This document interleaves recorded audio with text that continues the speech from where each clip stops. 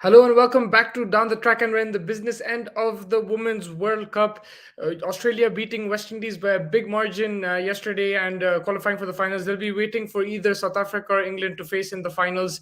I think this is going to be a cracking game, England versus South Africa. We saw the group stage game as well, going to the last over. South Africa managing to successfully chase Maris Cap in that game was brilliant. And yeah, I think again, these two teams evenly matched. I feel that England started very slow in this tournament, extremely slow. They lost the first three games, but now they've picked up. Even when they lost their games, they were very close games. So they did have performances. They do have a team who can win matches with individual ability, but also as a team. But I just felt that that teamness was kind of missing. Either they were performing with the ball, not too much with the bat, and the batting, except for Beaumont, I think that's let them down. But they're getting things together now.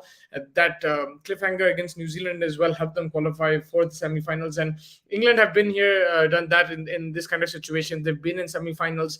They have that experience. Yes, they've lost to Australia at times, but they've won World Cups as well. And these players as well, a few of them were in that World Cup when they beat India in the finals in 2017. They are the defending champions, and I think they have that experience. That's why I'm giving them a slight edge going into this match. But they're coming up against a South African side who are, in extremely good form. They've won every game except for the Australia game. If you look at their batting, Laura Volvart, she's been in outstanding form. The way she's batting as well, timing the ball really well. She has some really cracking shots, especially on the offside. Even can play on the leg side.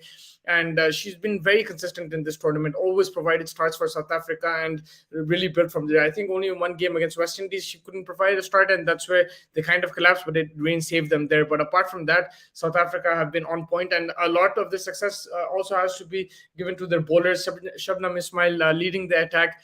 Excellent bowling. She's probably easily the fastest bowler in the tournament and one of the most accurate ones. She's been well supported by Ayabonga Khaka, who's been great in terms of changing the pace, also finding the block hole in the death overs. And then you have Marizan Cap, who's very experienced, can provide with the bat, with the ball also. She's accurate, bowls that off stump line, wicket to wicket. She can move the ball around. She can bowl the bouncer as well. Excellent variations. All three of these bowlers have really good variations, and I think they've been very, very successful in this tournament. And I think that's going to be the key. England's the batting versus South Africa's bowling. England, Bowman has been in a brilliant form. Again, she's been performing in almost every game. But I think what's been disappointing has been the other batters in terms of Nat Skiver, a bit of cameos here and there. And also Heather Knight, the captain, hasn't really scored big in this tournament, and they'll be waiting for her to score a big century or a big innings, and hopefully that comes in the semi-finals for her. But I think that's the problem they've had. When you look at their bowling, the bowling looks good.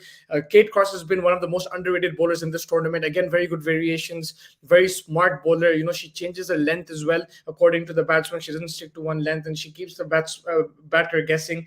And Sophie Ecclestone, she's been a wonderful spinner in this tournament, picked up wickets in almost every game. The leading wicket taker, if I'm not mistaken, in this tournament, really made it tough for batters in the middle overs and picked up wickets for England. And she's been, I think, the best player in this tournament, Sophie Ecclestone.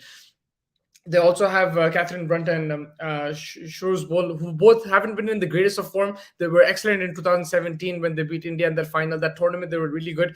Now they haven't been as effective, but I think the way Kate Cross and Sophie have bowled, they've really picked England up. And for England, again, it's that batting. You need somebody like a Nat Skiver or a Heather Knight to support a Tammy Beaumont, who's been very consistent in this tournament, and hopefully they can put on a good score, or if they chase down that score, because the South African attack is very smart. Once they get the first few wickets, they go through that middle lower order as well, and even in the death overs, they have all the variations possible. And I think it's going to be a very close game. It will go till the wire, hopefully. The Australia West Indies was very one-sided, but that also gives you an indication of how good and how professional Australia are. Probably the best women's team right now, and you'll need something special to beat them in the final. If you just saw Alyssa Healy, the way she's played in that semi-finals, Meg Lanning throughout the tournament, they haven't had their best bowler Alyssa Perry in the semis, but someone like Talia McGrath come chipped in as well with the bat, with the ball, and overall they've been outstanding, Australia, and they'll be waiting for either of these teams. But I just feel that if England do win, they might give Australia fight in terms of, they have that experience and everything. And also when they did play Australia, they lost by 10, 15 runs, chasing 300. They scored 290 odd. But whereas South Africa, I think, also played well against Australia, but with the ball, they just couldn't get out McLending, and that might be another challenge. But we'll only get to that once we see a result today, and I'm very excited for the game. Hopefully, we get to see a close match. The players to watch out for, I've already mentioned a few players. Let me just pick one from each team. From England, I'm gonna go with Nat Skiver. I just think with the bat and ball, she can be equally effective. And from South Africa's point of view, I will go. It's a tough one between Volvert and Shabnam Ismail. But yeah, I'll probably go Volvard because I think South Africa will need to set a big score, and if they're chasing, they might be chasing a good score, and they'll need a bright start. I think Shabnam Ismail also with the ball will give them a very good start. She has consistency and she has support as well with the other bowlers. But yeah, let's see how it goes. I feel also South Africa's captain, she's been very smart. Soon loose. She's been very smart in terms of field placement, bowling changes. Very quiet as well.